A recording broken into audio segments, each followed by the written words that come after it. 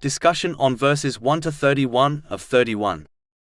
In order to instill humility within people, a quality without which accepting and acting upon divine guidance becomes extremely difficult, especially when it opposes personal desires and ambitions, Allah, the Exalted, begins this chapter by reminding them of their humble and insignificant origin. Chapter 76 Al-Insaan, verses 1 to 2. Has there not come upon man a period of time when he was not a thing even mentioned? Indeed, we created man from a sperm drop mixture. Reflecting on this origin softens the heart and cultivates humility. When a person recognizes how they began, they become less inclined to reject truth out of pride or stubbornness. Arrogance is often the barrier that prevents a person from accepting guidance, as it causes them to prioritize their own desires, opinions, and status over submission to what is right. By contrast, humility allows a person to acknowledge their limitations and recognize their need for guidance from Allah, the Exalted. Furthermore, these verses highlight that just as a person was created through a deliberate process from something seemingly insignificant, their existence is not without purpose. The one who brought them into existence in such a precise manner has not left them without direction. Rather, they have been given guidance and the ability to choose, and they will be held accountable for how they respond. Chapter 76 Al-Insaan, verse 2. That we may try him, and we made him hearing and seeing. Just as every stage of a human being's development is precisely designed for a specific and meaningful purpose, so too is the life of a human being as a whole. This purpose lies in whether a person chooses to use the blessings they have been granted correctly, in accordance with Islamic teachings. Chapter 76 Al-Insaan, verse 3. Indeed, we guided him to the way, either grateful or ungrateful. When a person fulfills even a portion of another's needs, such as providing shelter, they are naturally deserving of gratitude. Therefore, since Allah the Exalted is the one who has granted every blessing within existence, it is only just and right that people show him gratitude. Gratitude manifests in three key ways. Firstly, through intention, a person should act solely to please Allah, the Exalted. Whoever acts for other motives will not receive reward from him, as warned in a hadith found in Jami at-Tirmidhi, number 3154. A clear sign of sincerity is that a person neither expects nor seeks appreciation or compensation from others. Secondly, gratitude is expressed through speech, by speaking what is good or choosing silence when speech is unnecessary or harmful. Thirdly, gratitude is demonstrated through actions, by using the blessings one has been granted in ways that please Allah, the Exalted, as outlined in the Holy Quran and the traditions of the Holy Prophet Muhammad, peace and blessings be upon him. This form of gratitude leads to an increase in blessings and ultimately results in peace of mind in both worlds, through achieving a balanced mental and physical state, and correctly placing everything and everyone within one's life. Chapter 14 Ibrahim, verse 7. If you are grateful, I will surely increase you in favor. Furthermore, it is widely accepted that the owner of something has full authority over how it is used. Since Allah the Exalted is the creator, owner, and sustainer of everything, including mankind, He alone has the right to determine what should occur within the universe. Therefore, it is only just that people obey him. Similarly, when a person lends something to another, it is expected that the borrower will use it according to the wishes of the owner. In the same way, all the blessings a person possesses in this world are a trust from Allah, the Exalted. They are not permanent gifts, but temporary provisions. Like any trust, they must be repaid, and this is done by using them in ways that are pleasing to Him. In contrast, the blessings of paradise are true gifts, in which people will have complete freedom in how they use them. Chapter 7 Al-Araf, verse 43. And they will be called, "This is paradise which you have been made to inherit for what you used to do." A person must therefore clearly distinguish between the blessings of this world, which are a trust and responsibility, and the blessings of the next world, which are a reward and a gift. But as showing gratitude by correctly using the blessings one has been granted, as outlined in Islamic teachings, often contradicts the worldly desires of people, many of them will persist on misusing them. In this world, their attitude will prevent them from achieving a balanced mental and physical state, and it will cause them to misplace everything and everyone within their life. As a result, everything within their life, such as their family, friends, career and wealth, will become a source of stress for them. If they persist on disobeying Allah, the Exalted, then they will blame the wrong things and people within their lives, such as their spouse, for their stress. When they cut these good people out of their lives, it will only increase them in mental disorders until they plunge into depression, substance addiction, and even suicidal tendencies. This outcome is quite obvious when one observes those who persist on misusing the blessings they have been granted, such as the rich and famous, even if they enjoy worldly luxuries. And as their attitude prevented them from preparing for their accountability on Judgment Day, their punishment in the hereafter will be far worse. Chapter 76 Al-Insaan, verse 4. Indeed, we have prepared for the disbelievers chains and shackles and a blaze. It is important to recognize that the previous verses link ingratitude with disbelief, just as they connect gratitude with true belief. This serves as a serious warning to those who verbally claim faith in Allah, the Exalted, yet persist in ingratitude by misusing the blessings they have been granted. In this world, a person is regarded as a Muslim according to the law based on their verbal declaration of faith. However, in the hereafter, every individual will be judged by Allah, the Exalted, according to their inner reality, which remains hidden from others. Therefore, a person who claims belief in Allah, the Exalted, and accountability in the hereafter, yet fails to support this claim with actions, may in reality possess no true faith in their heart.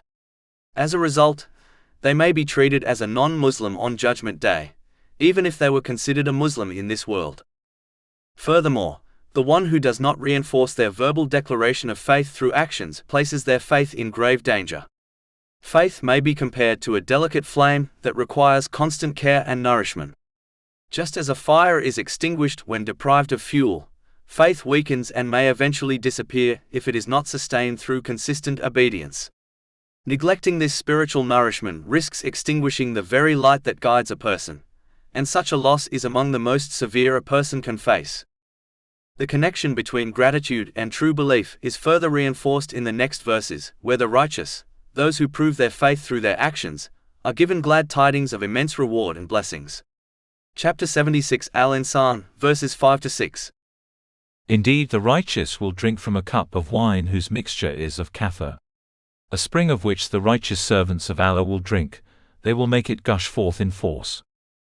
This promise highlights that true gratitude is not merely expressed through words, but is demonstrated through sincere obedience and righteous conduct. This understanding is strengthened further in the following verse, which emphasizes the importance of supporting one's verbal declaration of faith with actions. Chapter 76 Al-Insaan, verse 7. They are those who fulfilled their vows.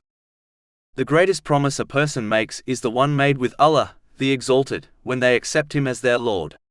This is not merely a statement uttered by the tongue, but a binding commitment that encompasses every aspect of a person's life.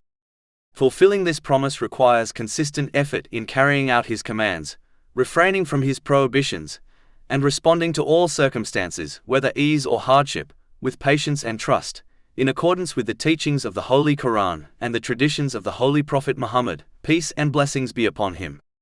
It means living in a way where one's actions reflect their claim of belief, ensuring that every blessing they possess is used in a manner that is pleasing to Allah, the Exalted. In addition to this supreme commitment, all promises made with others must also be honored, unless there is a valid and genuine excuse. Upholding promises is a fundamental part of good character and social harmony. This is especially crucial when dealing with children, as they learn values primarily through observation. When promises made to them are repeatedly broken, it not only harms their trust but also shapes their understanding of relationships, leading them to believe that dishonesty and unreliability are acceptable traits. In contrast, consistently fulfilling promises nurtures trust, security, and strong moral character. The seriousness of this matter is clearly emphasized in a hadith found in Sahih Bukhari, number 2227, where Allah, the Exalted, declares that He will stand against the one who makes a promise in His name and then breaks it without a valid reason. To have Allah, the Exalted, as an opponent on Judgment Day places a person in an extremely dangerous and hopeless position, as there can be no success for the one opposed by their Creator. For this reason, It is wise for a person to be cautious and avoid making promises unnecessarily, especially when there is uncertainty about fulfilling them. However, once a lawful promise is made, it becomes a serious responsibility. A person must strive with sincerity and determination to fulfill it, recognizing that doing so is a clear sign of integrity, reliability, and true faith, while neglecting it reflects weakness in character and a deficiency in one's commitment to their Lord. A vital aspect of faith is to truly fear one's accountability, and this fear is not merely theoretical, but is demonstrated through practical preparation for it. Without this, neither peace of mind on an individual level nor justice within society can be achieved. Chapter 76 Al-Insaan, verse 7. And fear a day whose evil will be widespread. Peace of mind and societal justice are inseparably linked to belief in accountability on Judgment Day. When this belief is absent or weak, people inevitably begin to misuse the blessings they have been granted, such as wealth, health, and authority. This misuse not only deprives them of inner tranquility, but also leads to the violation of the rights of others. When a person convinces themselves that they will not be held accountable, they become emboldened to act unjustly, especially when they believe they can avoid worldly consequences. In this state, blessings lose their true purpose and are transformed into tools of harm rather than benefit. Wealth becomes a means of greed, authority becomes a vehicle for oppression, and relationships are exploited for personal gain. The result is both internal unrest and widespread corruption within society. Chapter 29 Al-Ankabut, verse 36. Expect the last day and do not commit abuse on the earth, spreading corruption. In contrast, belief in accountability on Judgment Day acts as a powerful safeguard. It restrains a person's desires, disciplines their behavior, and ensures that the blessings they possess are used correctly. It instills a constant awareness that every action will be weighed, every right will be accounted for, and every injustice will be exposed. This awareness nurtures sincerity, humility, and responsibility, enabling a person to achieve balance within themselves and contribute to justice within society. Both history and everyday observation clearly demonstrate this reality. Societies that abandon the concept of accountability, whether divine or even moral, gradually fall into corruption. Laws are manipulated, rights are neglected, and oppression becomes widespread. On the other hand, societies that uphold accountability cultivate justice, compassion, and stability. In this way, belief in Judgment Day serves as a moral compass, guiding individuals to act with integrity even when no worldly authority is present to enforce it. On a personal level, this belief ensures that blessings are placed in their proper context. Wealth is used responsibly, authority is exercised fairly, and relationships are maintained with sincerity. This leads to a balanced mental and physical state, resulting in genuine peace of mind. On a societal level, it ensures that rights are fulfilled, justice is upheld, and harmony is established.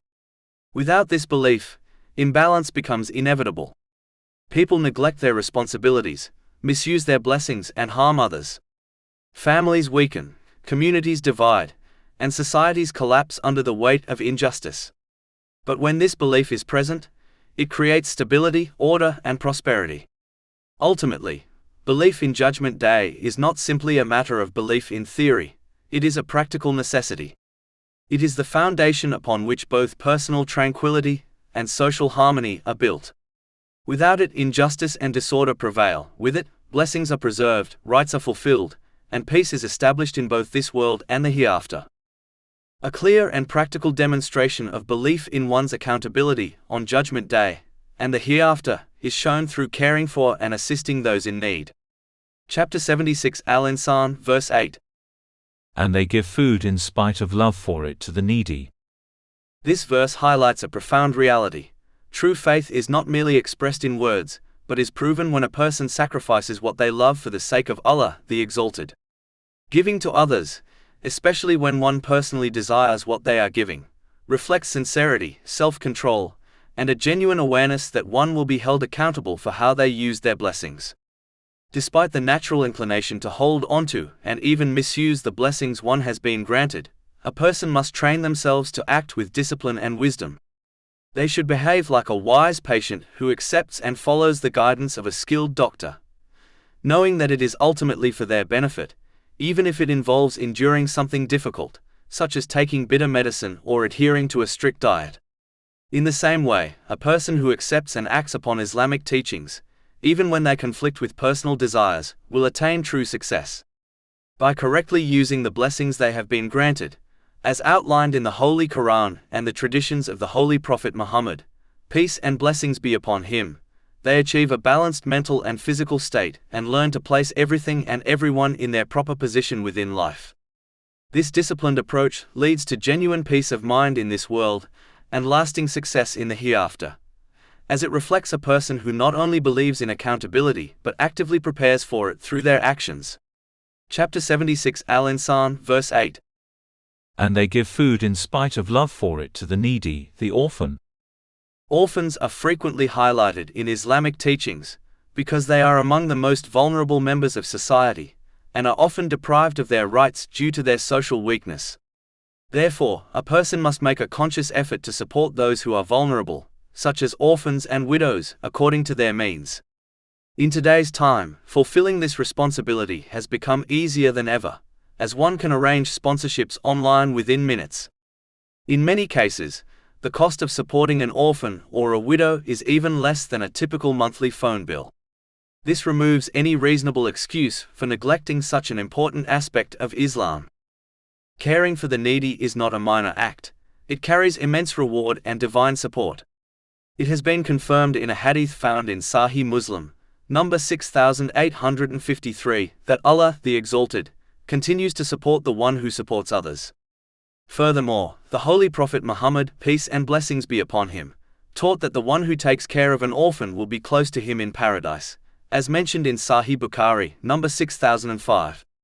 In addition, caring for the needy, such as a widow, earns a reward similar to that of a person who spends their nights in prayer and their days in fasting, as mentioned in Sahih Bukhari, number 6006. This is a remarkable opportunity, especially for those who may struggle to perform voluntary acts of worship, as they can attain immense reward through simple, sincere acts of service. It is also essential to maintain the correct mindset when helping others. Whatever a person possesses, whether wealth, health, or ability, is not truly their own, but a trust granted by Allah, the Exalted. These blessings are like a loan, not a permanent gift, and must be repaid by using them in ways that please Him. Therefore, when a person helps the needy, they are not doing a favor to Allah, the Exalted, or even to the one they are helping.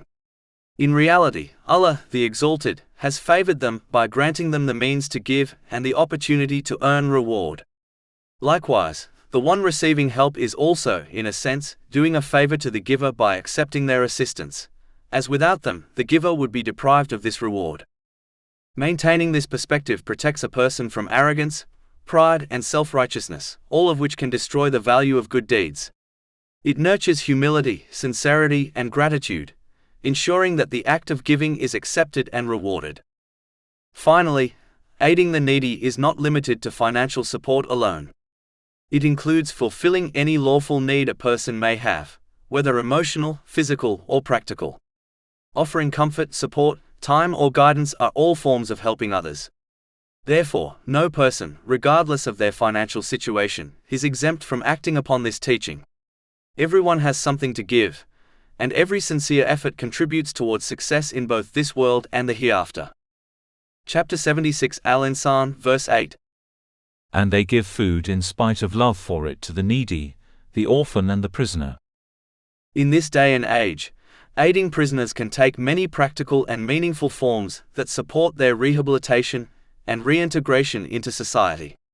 One important aspect is treating them with dignity and respect after they have served their sentence, recognizing that people can change and deserve a fair opportunity to rebuild their lives. Engaging with them in positive and constructive ways, rather than socially boycotting them, helps prevent isolation, which can otherwise push them back toward harmful environments. Aiding former prisoners can include offering emotional and social support. For example, listening to their concerns without judgment, encouraging them to pursue positive goals, and helping them rebuild self-confidence can make a significant difference. Many individuals leaving prison struggle with stigma, so simply being treated with respect and kindness can have a powerful impact on their sense of belonging and motivation to improve. Another important area is assisting with practical needs. This can include helping them find employment, supporting job training opportunities, or connecting them with educational programs that teach valuable skills. Stable employment and education are among the strongest factors in preventing a return to harmful behavior, as they provide structure, purpose, and financial independence. Providing guidance in daily life is also beneficial. This may involve helping them develop good routines, encouraging healthy habits, and advising them on managing responsibilities such as finances, time management, and personal conduct. Introducing them to positive environments, such as community groups, educational circles, or constructive social gatherings, can help replace negative influences with beneficial ones. In some cases, assisting with basic needs such as housing, clothing, or access to essential services can be vital, especially immediately after release when many former prisoners have limited support. Helping them secure a stable living environment reduces the likelihood of falling back into harmful situations. At the same time, it is essential to approach this with wisdom and caution. Supporting and showing respect does not mean placing oneself in a vulnerable or unsafe situation. A person should always take appropriate measures to ensure their own safety, while still maintaining good character and respectful conduct. Boundaries should be clear, and support should be offered in a responsible and balanced way. Ultimately, aiding prisoners in these ways contributes not only to their personal rehabilitation, but also to the well-being of society as a whole. By helping individuals rebuild their lives with dignity and purpose, one helps reduce harm, strengthen communities, and promote a more just and compassionate environment. Allah the Exalted then reminds people are the foundation of all good deeds, a sincere intention without which attaining reward in both worlds is not possible. Chapter 76 Al-Insaan, verse 9. Saying, "We feed you only for the countenance of Allah. We wish not from you reward or gratitude." In a hadith found in Jami at Tirmidhi, number 3154, the Holy Prophet Muhammad, peace and blessings be upon him, warned that those who perform deeds to gain recognition from others instead of seeking the pleasure of Allah, the Exalted, will be told on Judgment Day to seek their reward from those they acted for, something that will be impossible. This emphasizes the seriousness of corrupt intentions, and the complete loss faced by those whose actions are not sincerely for Allah, the Exalted. It is important to understand that intention is the foundation of all deeds, and it is a key basis upon which actions are judged. This is confirmed in a hadith found in Sahih Bukhari, number 1, which shows that actions are judged according to intentions. Therefore, one must ensure that both religious duties and beneficial worldly actions are carried out purely for the sake of Allah, the Exalted, so that reward is attained in both this life and the hereafter.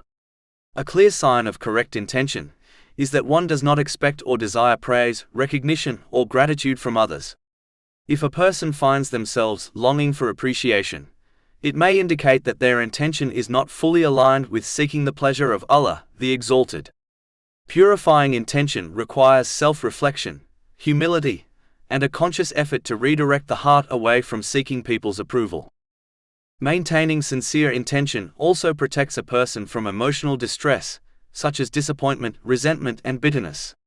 When actions are done for the sake of others, the inevitable lack of appreciation can lead to frustration and sadness. This is commonly seen when individuals carry out their responsibilities while expecting gratitude in return. When such appreciation is not shown, they may feel unappreciated and become emotionally burdened. However, when a person acts solely for the sake of Allah, the Exalted, they perform their duties, whether towards family or society, with patience and consistency, without becoming bitter or resentful if others fail to acknowledge their efforts. Their motivation remains rooted in the awareness that Allah, the Exalted, sees and rewards all sincere actions. This mindset brings lasting peace of mind, as the individual is not dependent on the changing opinions of others. Instead, they find contentment in knowing that their efforts are recorded and will be rewarded by Allah, the Exalted. In this way, sincerity becomes a source of both spiritual success and emotional stability. Ultimately, one must strive to purify their intentions, as neglecting this can lead to outward success in this world while resulting in loss in the hereafter. Chapter 18 Al-Kahf, verse 110.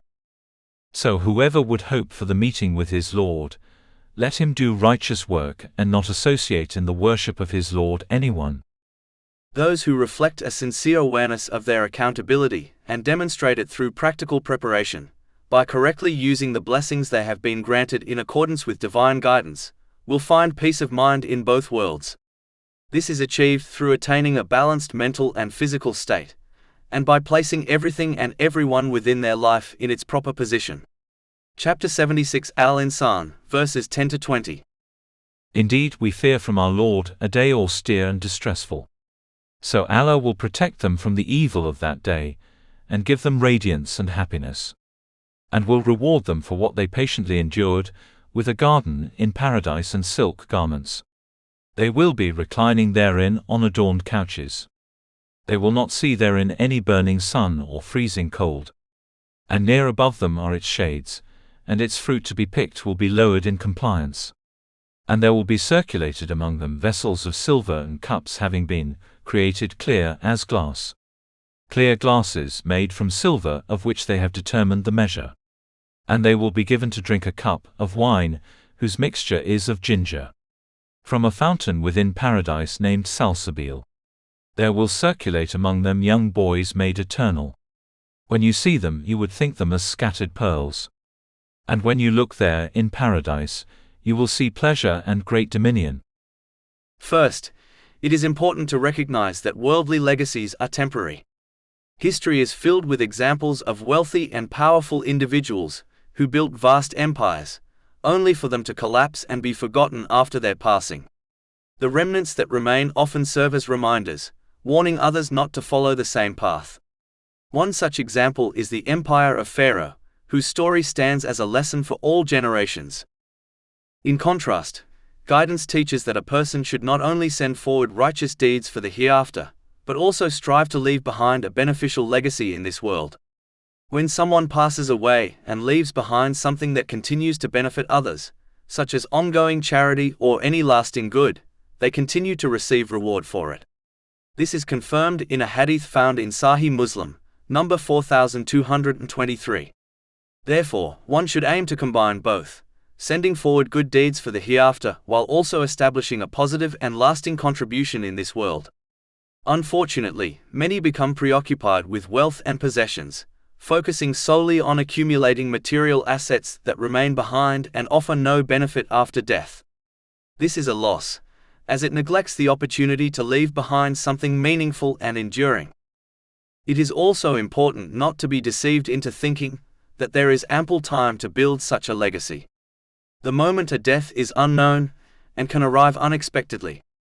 For this reason, today should be used as an opportunity to reflect on the legacy one is creating. If a person's legacy is already beneficial, they should be grateful to Allah, the Exalted, for granting them the ability to do so. If not, they should begin taking steps to create something that will benefit them, ensuring that they send forward good for the hereafter and leave behind good in this world. In doing so, a person surrounds themselves with lasting benefit in both realms, and it is hoped that such a state will be a means of forgiveness from Allah, the Exalted. Therefore, every individual should reflect and ask themselves, what legacy are they leaving behind? Those who adopt the right attitude will find that the good legacy they build in this world will transform into an eternal and great legacy in the next. Chapter 76 Al-Insaan, verses 20 to 22. And when you look there in paradise, you will see pleasure and great dominion. Upon the inhabitants will be green garments of fine silk and brocade. And they will be adorned with bracelets of silver, and their Lord will give them a purifying drink. And it will be said, indeed, this is for you a reward, and your effort has been appreciated. Unlike worldly standards, where a person is often judged and valued based on the results they achieve, Allah, the Exalted, judges and values the sincerity of effort and intention. What matters is whether a person sincerely seeks to please Allah, the Exalted, and supports that intention with genuine effort and perseverance in obeying Him.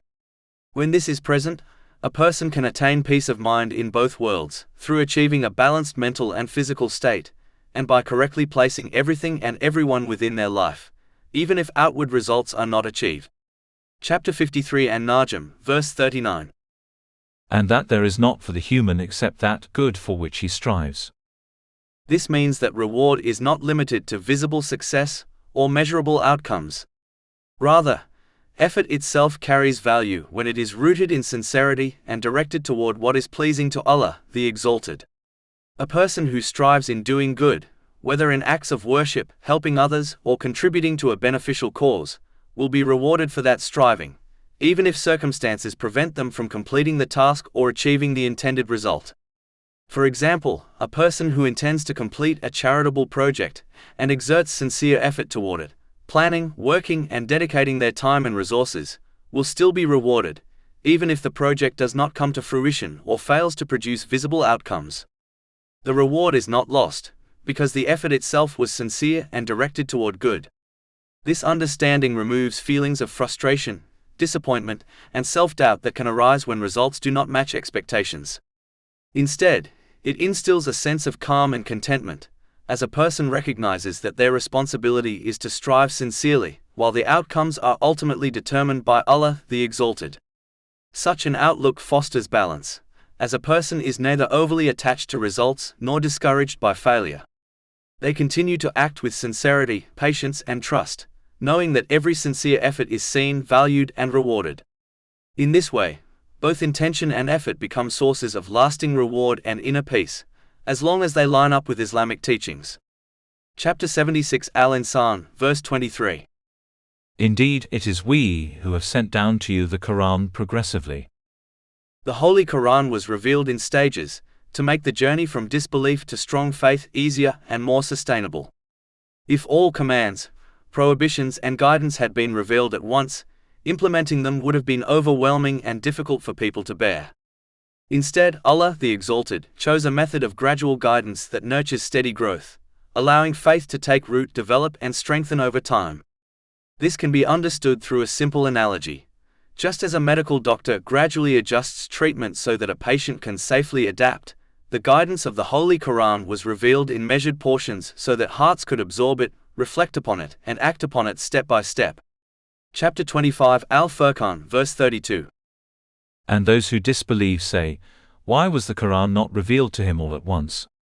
Thus it is that we may strengthen thereby your heart. And we have spaced it distinctly. This verse shows that gradual revelation was designed to strengthen the heart, helping a person remain firm while facing trials, challenges, and the effort of personal transformation. It demonstrates that Allah, the Exalted, does not expect sudden perfection, but rather sincere and continuous effort toward improvement. At the same time, this principle should not be misunderstood as permission for delay or complacency. Gradual improvement does not mean remaining unchanged. A person who claims to be improving but makes no real effort has misunderstood this guidance. The purpose of gradual development is continuous progress, not procrastination. In fact, each stage of guidance is meant to be acted upon before moving to the next. Just as the early recipients of the Holy Quran were expected to implement what had already been revealed, every person is expected to act upon the knowledge they currently have before seeking more. Delaying action while waiting for further knowledge is a misuse of this wisdom. True growth is not measured by how much one knows, but by how much one puts into practice. Spiritual development, therefore, is a journey of consistent progress. Each sincere step, no matter how small, carries value when it is accompanied by effort and sincerity. Over time, these steps build a strong foundation of faith, discipline, and character. However, remaining stagnant while claiming to be on a path of improvement is self-deception. It contradicts the very spirit of gradual revelation, which is built upon action, reflection, and advancement. A person who embraces this method correctly will find their heart strengthened, their character refined, and their obedience to Allah, the Exalted, deepened. Ultimately, the gradual revelation of the Holy Quran teaches that true success lies in steady, sincere progress. It is a path of continuous effort, where each stage prepares a person for the next, leading them towards spiritual strength and lasting success in both this world and the hereafter. In general, when a person chooses a different path from those around them, it can sometimes cause others to feel uncomfortable or insecure about their own choices, particularly when those choices are driven by personal desires rather than guidance from Allah, the Exalted. As a result, those who remain firm in their commitment to faith may face criticism, including from family members. In addition, broader societal influences, such as social media, fashion trends, and prevailing cultural norms, often place pressure on those who uphold Islamic values. In many cases, the promotion of Islam is viewed as a challenge to certain ambitions related to wealth, status, or lifestyle. As a result, industries that conflict with Islamic teachings may resist or discourage the adoption of those principles. This can contribute to negative perceptions and widespread criticism across various platforms, including social media. Furthermore, individuals who strive to live according to Islamic teachings, those that encourage moderation, self-control, and the responsible use of blessings, are often criticized by those who pursue excess and follow their desires without restraint. Such behavior, when unchecked, is described as being driven purely by impulses. These individuals may attempt to dissuade others from embracing or practicing Islam, sometimes targeting specific aspects, such as the modest dress code for women, in an effort to undermine its message. However, such criticisms often reveal inconsistency and a lack of depth. For example, while modest dress in Islam is frequently singled out, other professions, such as law enforcement, healthcare, education, or the military, also have established dress codes and standards, yet they are rarely subjected to the same level of scrutiny. This selective criticism highlights that the objection is not truly about clothing itself, but about the broader principle of discipline, restraint, and moral structure that Islam promotes. In reality, it is the emphasis on self-discipline and structured living that often draws criticism toward Islam and its followers. A perceptive observer can recognize that many objections arise not from objective reasoning, but from discomfort with a way of life that prioritizes restraint, accountability, and higher purpose over unchecked desire. In every situation, a person must remain steadfast in sincerely obeying Allah, the Exalted, recognizing that this commitment leads to inner peace and protection from harmful external influences, even if that protection is not immediately apparent. Chapter 76 Al-Insaan, verse 24. So be patient for the decision of your Lord, and do not obey from among them a sinner or ungrateful. Remaining loyal to Allah, the Exalted, ensures that a person uses their blessings correctly. This leads to a balanced mental and physical state, where they are able to place everything and everyone in their life appropriately, while also preparing for their accountability on the Day of Judgment. As a result, they attain peace and stability in both this world and the hereafter, being guided through both ease and hardship, and ultimately receiving great reward. In contrast, prioritizing the approval of others over the commands of Allah, the Exalted, leads to the loss of inner peace. This path often results in the misuse of blessings, which in turn creates imbalance in a person's life. They may struggle to maintain order in their thoughts, emotions, and relationships, leading to confusion, stress, and difficulty in managing responsibilities. Such a state leaves them unprepared for their accountability on the Day of Judgment. Even if a person experiences material comfort in this world, a lack of spiritual alignment leads to inner turmoil. True peace is not found in wealth or status alone, but in living a life aligned with the guidance of Allah, the Exalted. To maintain a firm and resolute mindset, one must strive to cultivate strong faith. Such faith is essential for remaining steadfast in obedience to Allah, the Exalted, in every situation, whether in times of ease or hardship. This steadfastness is developed by understanding and applying the clear guidance found in the Holy Quran and the traditions of the Holy Prophet Muhammad, peace and blessings be upon him. Chapter 76 Al-Insaan, verses 25 to 26. And mention the name of your Lord morning and evening. And during the night prostrate to him and exalt him a long part of the night. When a person remains mindful of him throughout the day and night, their actions become more deliberate and balanced. This continuous awareness helps them use the blessings they have been granted in a responsible and purposeful way, leading to harmony in their mental, physical, and emotional state. On the other hand, when a person lacks knowledge and understanding of Islamic principles, their faith becomes weak and fragile. This makes them more susceptible to being influenced by their desires, especially when those desires conflict with divine guidance. Without a strong foundation of knowledge, it becomes difficult to recognize that true peace lies in submitting to the commands of Allah, the Exalted, even when it requires restraint or sacrifice. For this reason, it is essential for individuals to actively seek knowledge and apply it in their daily lives. Faith grows not only through learning, but through consistent practice and effort. By striving to align their actions with the guidance of the Holy Quran and the traditions of the Holy Prophet Muhammad, peace and blessings be upon him, a person strengthens their connection with Allah, the Exalted. This commitment allows them to use their blessings correctly, maintain balance in their lives, and prioritize their responsibilities appropriately. As a result, they attain a state of stability and peace, remain firm in obedience, and prepare themselves for their accountability on the Day of Judgment. A vital component of cultivating strong faith and maintaining focus on one's accountability on the Day of Judgment is the establishment of the obligatory prayers. Chapter 76 Al-Insaan, verses 25 to 26. And mention the name of your Lord in prayer morning and evening. And during the night prostrate to him and exalt him a long part of the night. The establishment of the obligatory prayers is repeatedly emphasized in Islamic teachings, because prayer is the central pillar around which all good actions revolve. It forms the foundation of a person's relationship with Allah, the Exalted, and serves as the means through which they remain steadfast upon righteousness. True prayer, however, is not merely a sequence of physical movements. It is an act of deep reflection, humility, and awareness that connects the worshipper to the reality of the hereafter. This humility is nurtured when a person understands how each stage of the prayer symbolizes aspects of the Day of Judgment, reminding them of their ultimate accountability before their Creator. For this reason, the 5 daily prayers are distributed throughout the day rather than being offered at one time. Each prayer provides a renewed opportunity to pause, reflect, and realign one's conduct with divine guidance. When a person stands upright in prayer, they should recall that this posture mirrors how all people will stand before Allah, the Exalted, on the Day of Judgment. Chapter 83 Al-Mutaffifin, verses 4 to 6.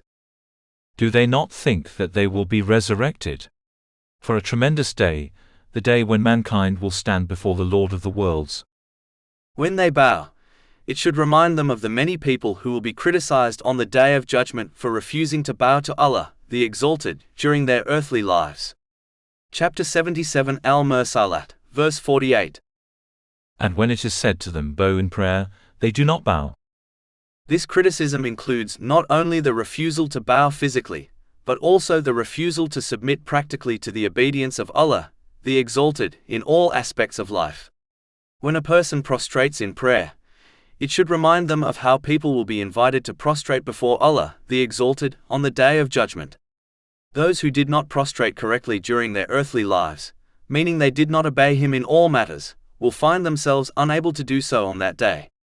Chapter 68 Al-Kalam, verses 42 to 43. On the day when matters become dire, they will be invited to prostrate themselves but will be prevented from doing so. Their eyes humbled, humiliation will cover them. And they used to be invited to prostration while they were sound.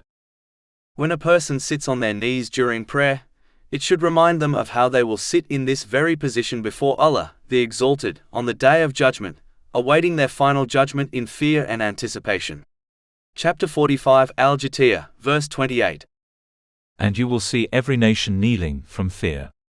Every nation will be called to its record and told, today you will be recompensed for what you used to do. The one who prays with these meanings in mind establishes their prayer correctly. This, in turn, ensures that they sincerely obey Allah, the Exalted, in the time between the prayers.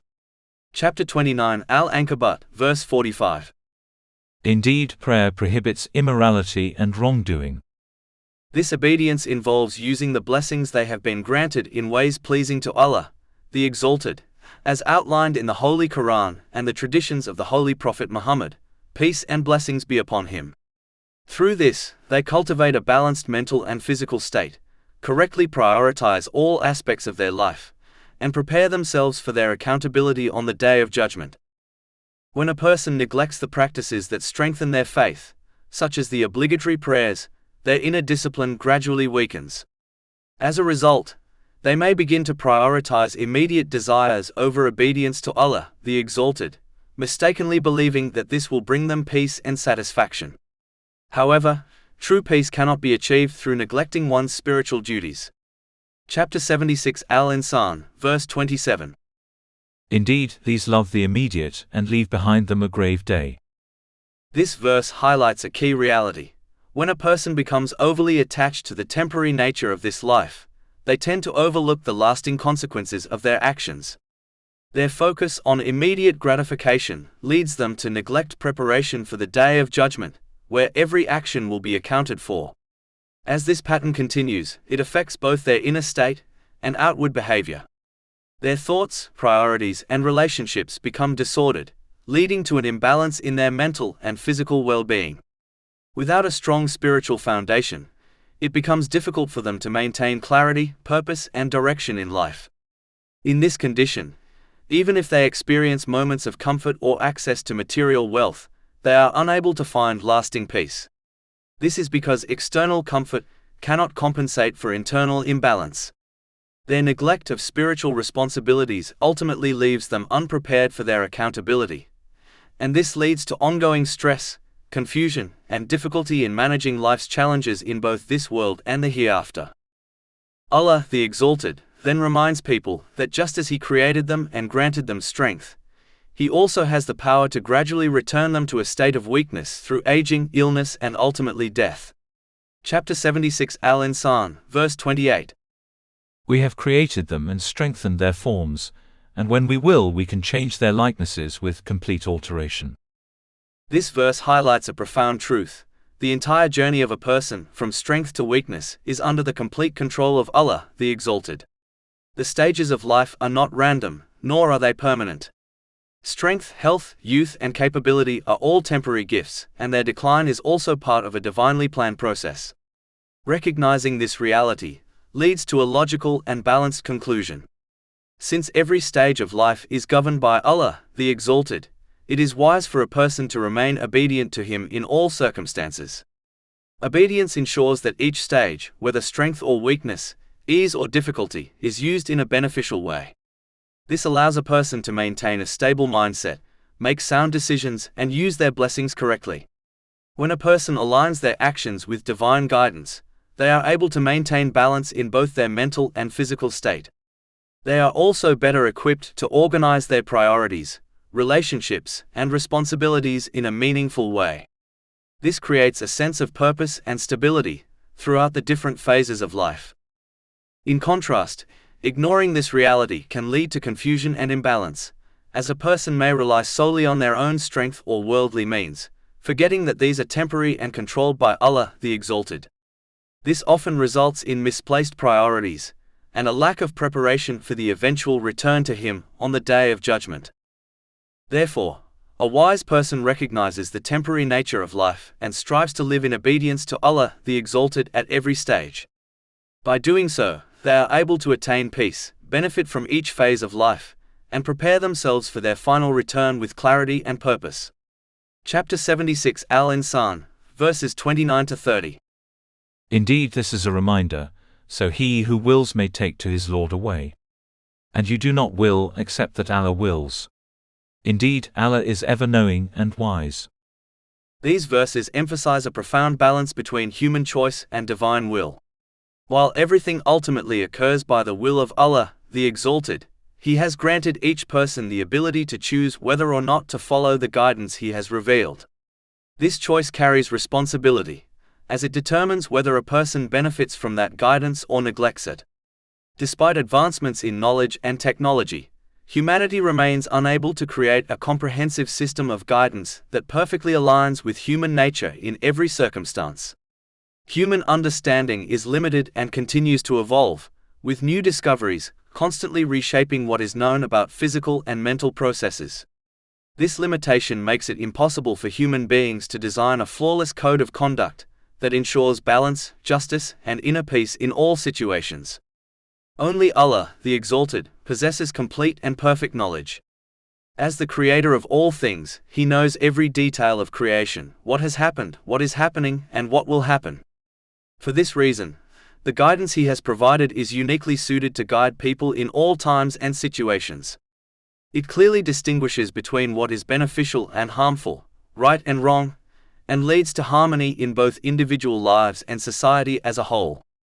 Chapter 76 Insaan verse 30. Indeed, Allah is ever-knowing and wise.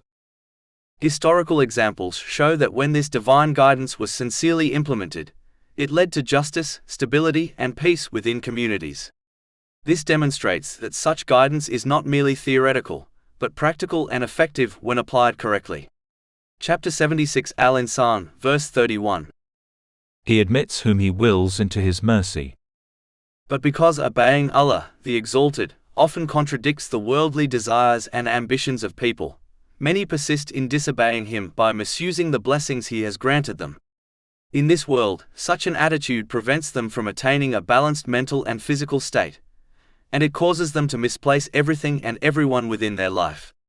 As a result, every aspect of their existence, family, friendships, career, wealth, and even moments of comfort, gradually becomes a source of stress and agitation. If they continue to disobey Allah, the Exalted, they begin to blame the wrong things and the wrong people for their distress, directing their frustration toward those who are innocent, such as their spouse or close companions. When they remove these good influences from their lives, their inner turmoil only intensifies, leading them further into emotional instability until they eventually fall into depression, substance addiction, or even suicidal tendencies. This outcome is evident when one observes those who persistently misuse the blessings they have been granted, including many among the rich and famous. Despite their worldly luxuries, they often experience profound inner emptiness, fractured relationships, and destructive habits. Their material comforts cannot compensate for the imbalance created by their disobedience. Their blessings become burdens, their desires become chains, and their lives become increasingly chaotic. Furthermore, their attitude prevents them from preparing for their accountability on the day of judgment. They fail to use their time, health, wealth, and opportunities in ways that would benefit them in the hereafter. As a result, their punishment in the next world will be far more severe. The distress they experience in this life is only a small reflection of the consequences awaiting them if they persist in misusing the blessings of Allah, the Exalted, without repentance. Their worldly turmoil becomes a warning, while their hereafter becomes a reckoning for the choices they made and the guidance they ignored. Chapter 76 Al-Insaan, verse 31. But the wrongdoers, He has prepared for them a painful punishment. Therefore, a person must accept and act upon Islamic teachings for their own benefit, even when these teachings contradict their personal desires. They must conduct themselves like a wise patient who accepts and follows the medical advice of a skilled doctor, knowing that the treatment is ultimately for their well-being, even if it involves bitter medicine or a strict diet. Just as this patient eventually attains good mental and physical health, so too does the person who embraces and implements Islamic teachings. This is because the only one who possesses the complete and perfect knowledge required to ensure that a person achieves a balanced mental and physical state, and correctly places everything and everyone within their life, is Allah, the Exalted. The understanding of the human mind and body possessed by society, despite extensive research, will never be sufficient to achieve this outcome. Human beings cannot resolve every issue a person may face. Their advice cannot shield one from all forms of mental and physical stress, nor can their guidance ensure that a person correctly prioritizes everything and everyone in their life. These limitations arise from restricted knowledge, limited experience, lack of foresight, and the presence of personal biases. Allah, the Exalted, alone possesses perfect knowledge, and He has granted humanity access to this knowledge through the Holy Quran and the traditions of the Holy Prophet Muhammad, peace and blessings be upon him. This truth becomes evident when one observes the difference between those who use their blessings according to Islamic teachings and those who do not. Even though patients often do not understand the science behind the medicines they are prescribed, and therefore trust their doctor without full comprehension, Allah, the Exalted, does not expect people to follow Islam blindly. Instead, He invites them to reflect upon its teachings so that they may recognize its truthfulness and appreciate its positive effects on their lives. He calls people to approach Islam with insight, not imitation. Chapter 12 Yusuf, verse 108. Say, this is my way, I invite to Allah with insight, I and those who follow me.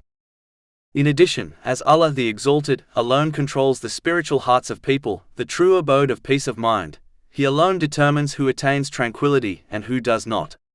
Chapter 53 and Najm, verse 43. And that it is He who makes one laugh and weep. True peace is therefore not a product of wealth, status, or worldly achievement. It is a divine gift granted to those who align their lives with the guidance revealed by Allah, the Exalted. Chapter 16 and Nahl, verse 97.